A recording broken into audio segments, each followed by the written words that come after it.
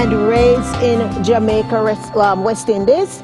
And I was born to a humble family, James Clarke and Leonora Scarlett Clarke.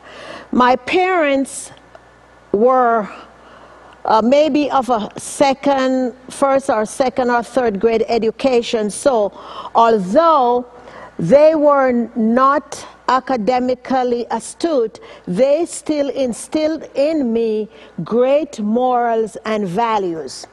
As a matter of fact, I had no understanding that I was poor until I came here to the United States of America. And I wanted to take this opportunity to share with you my story because I know that each and every one of us has the ability to honor our true calling that God has brought us in this world for. You see, I'm one of those persons who did not have the opportunity to attend high school. Although I did not attend high school, I completed my primary education at the Carmel Primary School, where I sat for the first, second, and third Jamaica local exams. After I was through with those exams, I went on to became a nurse. Now, I must tell you, the reason that I became a nurse was because my mother was an asthmatic. My mother died when I was 13 years old. So you can say I was just a girl entering puberty. So to lose her mother, you can imagine how devastating that was for me.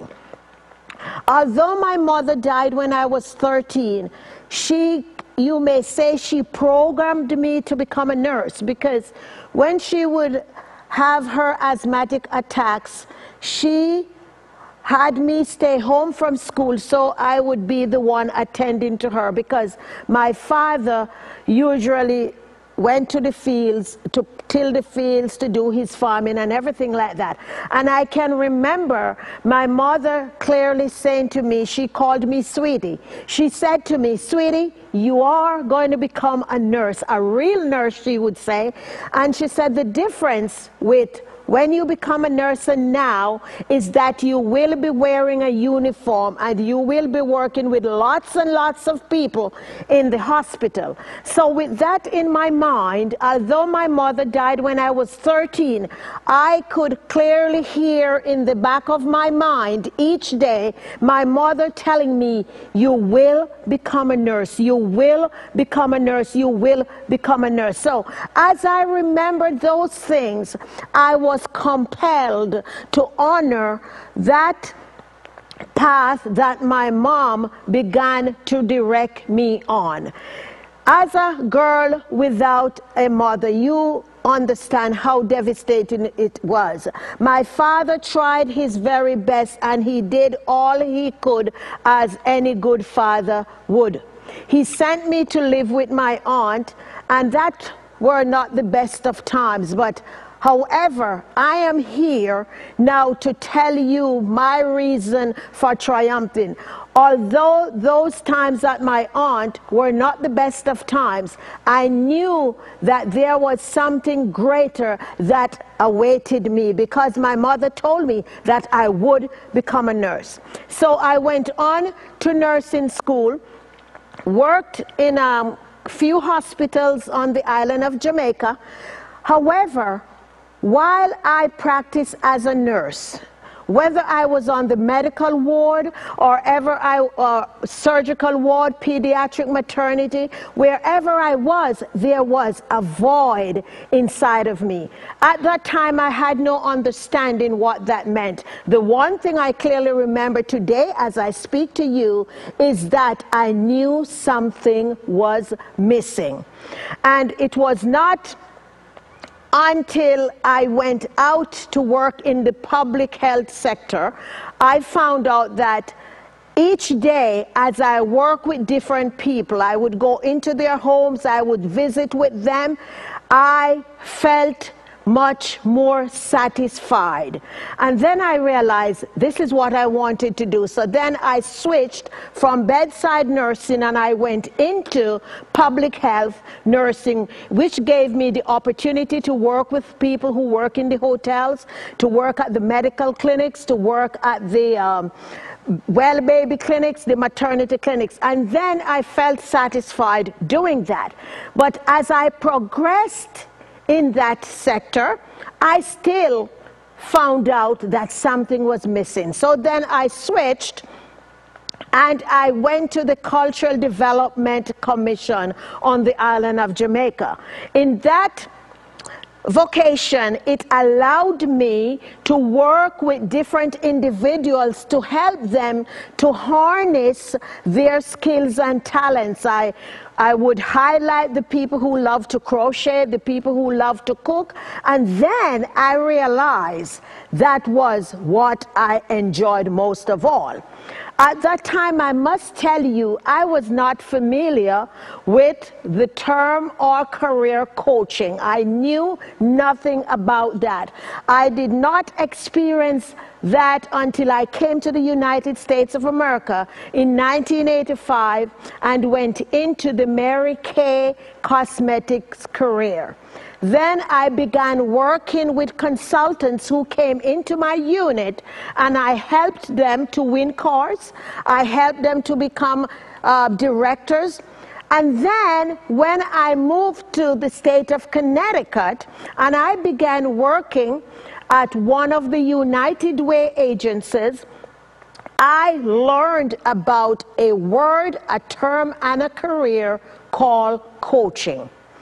And I was speaking one day with one of the parents who volunteered for me, and he mentioned to me that I ought to become a motivational speaker. And I jokingly said to him, "You got to be crazy.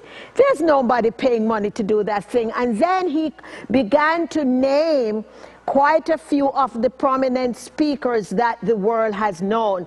And at the time, I was not looking at them as motivational speaker, but when he said that to me, I went to a training, it was a weekend training, a training that allows you to do the DISC profile. I know there are lots of you out there who maybe have used the DISC, or you're maybe consultants who use the DISC with your clients. So I went and I took the DISC. It was a Friday and a Saturday training, and I took the DISC.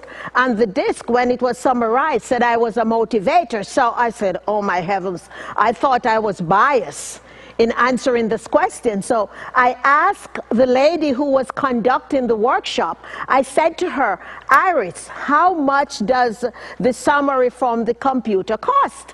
And she says to me, "It's an extra $199. So I told her, I need to order that one because I think I was biased in filling out this form. So she took the money, complete the form, and what you know, got my nice little folder back with the transparent cover and the blue background, and immediately I got it, I flipped through to the summary page because I wanted to see what the summary from the computer said about me. But as you all know out there, we cannot run from who we are because God creates us for a specific reason, and it doesn't matter how long we run from that calling, we eventually comes back to it. So as I flipped to the summary page and I look at the bottom, I saw that I was born to be a motivator. Still doubtful, Thomas? I did not believe that. So what I did, I myself hired a coach, and I went to the gentleman. I remember our first intake session. 15 minutes through the session, he folded his arms, he pushed his chair back, and he looked me directly in the eyes, and he said to me, "Daphne, why aren't you doing what I do?"